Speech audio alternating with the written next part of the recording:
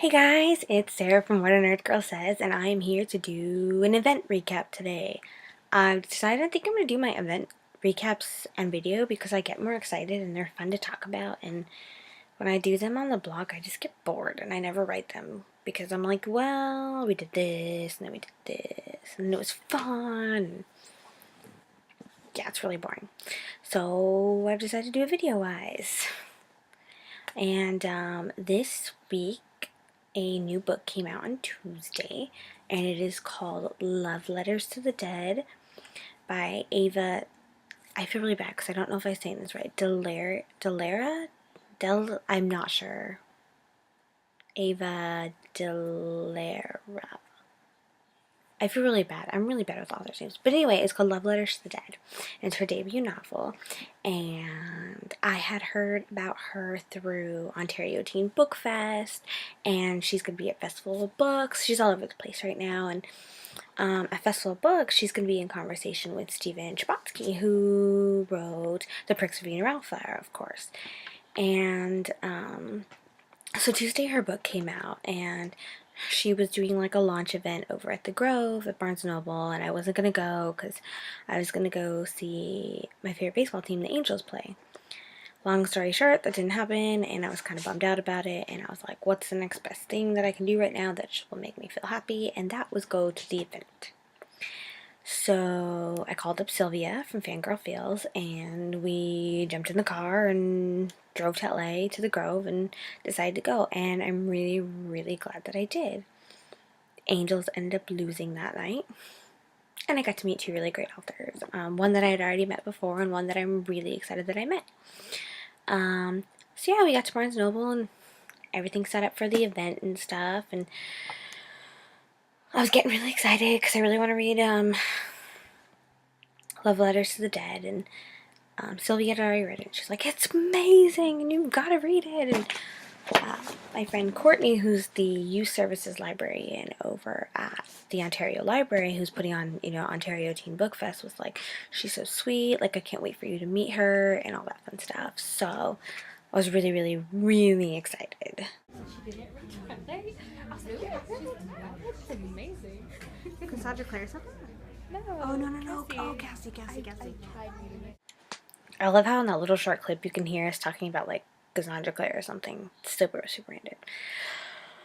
Anyway, the event started, and they introduced Ava, and they introduced Stephen. Well, they introduced Stephen, and then Stephen introduced Ava, and I guess Ava worked for Stephen during The Pricks of Being a Wildflower movie, and that's kind of how they got to know each other, and that's how she ended up showing him her work, and he encouraged her to write a novel, and that's kind of where Love Letters to the Dead sort of sprung from. And yeah, and it was really great. And Ava read one of the letters in her book, which I recorded, which will be at the end, and it's kind of funky. It's not this way, it's like this way, because I'm still trying to figure out how to like record crap, like on my, ooh, I said crap, I said it again, whatever.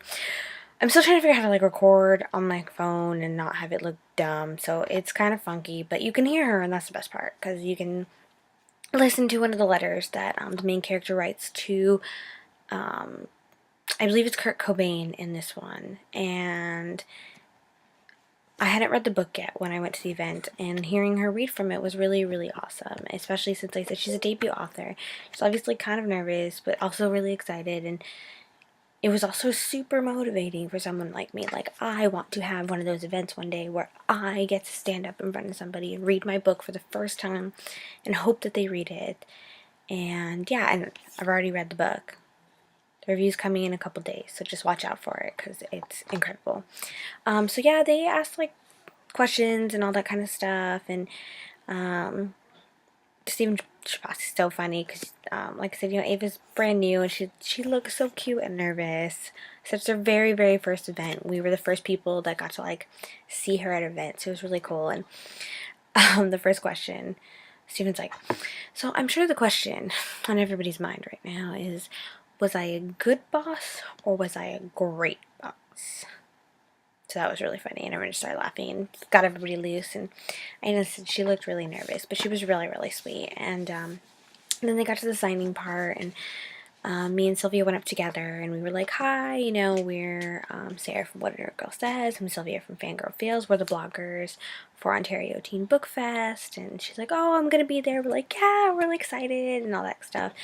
And then Stephen Chbosky was like, hey, you guys were there last year, right? We're like, yeah. He's like, I thought I knew you from somewhere. So that was really cool because we met him last year. And we asked him who his fictional crush was and all that fun stuff, and he said Scarlett O'Hara, which made like my entire life. And I have a picture of him where he's like giving me a noogie. It's like super cute. Hold on. I'll show you. I'll show you.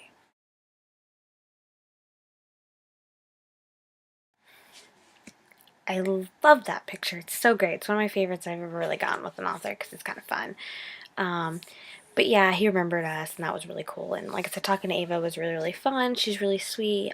She's like a brand new author, and I love it, you know, because I mean, when I see brand new authors like that, I'm just like, I will be there one day. It's gonna happen, and I don't know. It makes me want to like go home and like pull out The Awakened and just start like writing, you know. But yeah, she was like I said, she was really, really sweet, and I can't wait to meet her again at Ontario Teen Book Fest, which is gonna be really fun, especially now that I've read her book. Watch out for the review; it's coming soon. And yeah, now I'm going to show you the books that I got signed. I said I met Stephen last year at the Teen Book Fest, obviously, but his book is kind of expensive, and so I didn't get it signed. But he signed my writing advice put by his poster. Oh my god, have you guys ever seen that? I should do a vlog on that. I'll do a vlog on that. But yeah, so he signed that, but I wasn't able to get perk signed because there's just so many authors there, and his book is expensive, and so I didn't. But Tuesday, I was able to get it signed finally. So yay! I have a signed copy, and I'm really excited about that. So yay! I'm really excited about that. It's really, really awesome that I have that. And I'm really sad because I already kind of beat up the cover to this. You can't really tell, I guess, but it's like already beat up because I just read it. And I read it in like a few hours because it was so good. But here's the book, Love Letters to the Dead. And here it is signed. I love new authors because they really take the time to like write in your books, where like when you start meeting authors that are like really big, they just kind of like just like sign their name, which is still great, don't get me wrong, because I mean when you meet like a really, really big author, that's just going to happen, you know. But I love new authors because they really write stuff, and that's awesome. So guys, still filming with the camera. To Sarah, and it says, such a delight to meet you. Look forward to seeing you again. I am looking forward to seeing her again too. No, so I had a really great time, and it was really fun, and now you guys can enjoy Ava reading a letter from her book, Love Letters to the Dead. And I'm going to put her website link in the thingy down there, and I hope you guys can check her out because she's really great. And now I'll enjoy the excerpt. Thanks for watching. Bye, guys.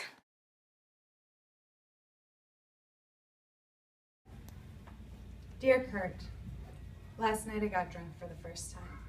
When I got to Natalie's for the sleepover, we walked to the grocery store, which felt too cold in that air conditioner way. We walked half shivering down the liquor aisle, and Natalie pulled a bottle of cinnamon aftershock off the top shelf and into her halfway on hoodie. Then we took it to the bathroom and peeled off the label so it wouldn't beep. I ignored my quick beating heart and tried to act normal, like I'd done this sort of thing before. I didn't say anything about the woman's feet with the mom sneakers and the little girl in the next stall. Then we just walked right out. We went back to Natalie's house where we were alone because her mom was on a date that night. Natalie said that means she doesn't get back till morning. We climbed up onto her flat roof with the bottle. The aftershock had cinnamon flavor crystals in the bottom, and when I first took a sip, it burned like someone lit a sweet fire in my mouth. I swallowed fast and didn't make a face, and I didn't tell them that it was my first time ever drinking. I thought if May did it, I could too. How bad could it be? So I let the liquor burn down my throat and into my stomach. It made me laugh and got my body loose until I forgot to be afraid. We lay down on our backs to watch the planes pass overhead and made up a song about them. I don't remember the words, though I keep trying. I do remember that Hannah's voice sounded like the cinnamon crystals, sweet and full of fire. I think she really could be a singer. I'm not sure what happened next, but then we were down from the roof and Natalie and Hannah had gone into the backyard to jump on her old trampoline. I was in the front yard on a hammock swinging, and the stars were buzzing toward me. I remembered how May would sneak out at night, and I'd wait up in bed until I heard her come back in.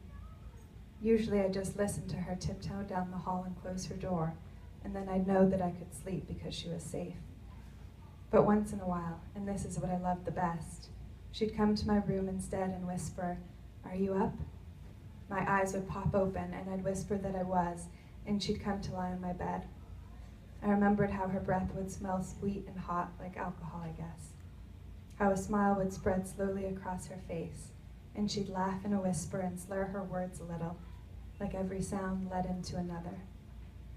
As she'd tell me about her adventures, the boys and the kissing and the fast cars, I pictured it sort of like I did when we were little kids, when I believed that May had fairy wings, and I'd imagine her on flights through the night, swooping under the stars.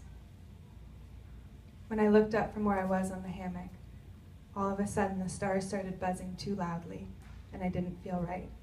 I wondered if this was what it was really like for May on those nights, if the stars spun around her until she was dizzy and didn't know where she was anymore. I was scared suddenly, and I couldn't keep my head straight. I worried that bad things were coming into my mind, so I went to find Natalie and Hannah. When I walked through the wooden gate into the backyard, I saw them there on the trampoline. They were kissing, real kissing, and jumping all at the same time. They looked up for an instant and saw me watching, and then they kind of fell. Natalie started screaming. She had chipped her tooth on Hannah's tooth. She started looking everywhere for the lost piece of her tooth. I tried to help find it, but it was nowhere on the smooth black surface of the trampoline, and it was nowhere in the dirt. She got worried she swallowed it, and Hannah got worried that I would tell everyone at school what Natalie had been doing when she chipped her tooth, even though I swore I wouldn't. Hannah started telling me I had to kiss Natalie too, or else I would tell. I couldn't be the only one who wasn't kissing, she said, but I didn't want to. They weren't listening. Natalie grabbed me and said she was going to kiss me to seal the secret. Suddenly it was hard for me to breathe. I gasped for air. I ran. I ended up in the park near school. I sat down on the swing and started swinging as high as I could, higher and higher, until it felt like the night was rushing into me, until it felt like I would go all the way over the bar. And then I jumped and flew and landed in the sand. I climbed onto a jungle gym like the one that used to be our ship when I would go to the park with Mom and May. We had to sail through a sea full of sea monsters to rescue the mermaids. And I started to cry. The air smelled like fire, smoke, and fall leaves. It smelled a way that makes you feel how the world is right up close, rubbing against you. My head was starting to weary. Sure what's going on with that one? Almost done. Yeah, 1 second. Got it. Okay, almost done. Pick back up. Sea monsters. We had to sail through a sea full of sea monsters to rescue the mermaids. And I started to cry. The air smelled like fire, smoke, and fall leaves. It smelled a way that makes you feel how the world is right up close, rubbing against you. My head was starting to really hurt. It was late and I didn't know what to do, so I went back to Natalie's. She and Hannah were asleep on the trampoline. I crawled underneath and slept on the ground. The next day, when we woke up with dew on our clothes, Natalie's mom was making pancakes and bacon and called us in for breakfast. It smelled in the kitchen the way you want home to be. She said we were silly girls for sleeping outside. She was being nice, I think, because of her date. Natalie's mom doesn't look like other moms. Natalie said she works as a secretary in a law office, but for the weekend morning, she was wearing a shirt knotted above her belly button with cutoffs and her dark hair up in a high ponytail. We all ate and were pretty quiet, just answering her mom's questions, which were too cheerful. When she asked Natalie, "What happened to your tooth?" Natalie looked nervous for a minute. I knew it was my chance to show her I would keep their secret, so I said, "We got burgers from McDonald's and hers had a bone in it." Hannah started laughing and said, "Sick, huh?" I think since her mom felt guilty about sleeping over at her date's house, she didn't notice that we were guilty too. Hannah picked a leaf out of my hair and handed it to me, its veins threaded in tiny patterns through the yellow skin. We never talked about the kissing, and at school on Monday we acted normal. I made sure to have enough money for Nutter Butters at lunch, and I shared them with my friends. I looked at Sky and laughed when Hannah said he was undressing me in his mind. It was like nothing had happened. I tried not to, but I noticed the tiny piece of one of Natalie's perfect teeth missing. Kurt, I have this feeling like you know May and Hannah and Natalie and me too, like you can see into us. You sang the fear and the anger and all of the feelings that people are afraid to admit to, even me. But I know you didn't want to be our hero. You didn't want to be an idol. You just wanted to be yourself. You just wanted us to hear the music. Yours, Laurel.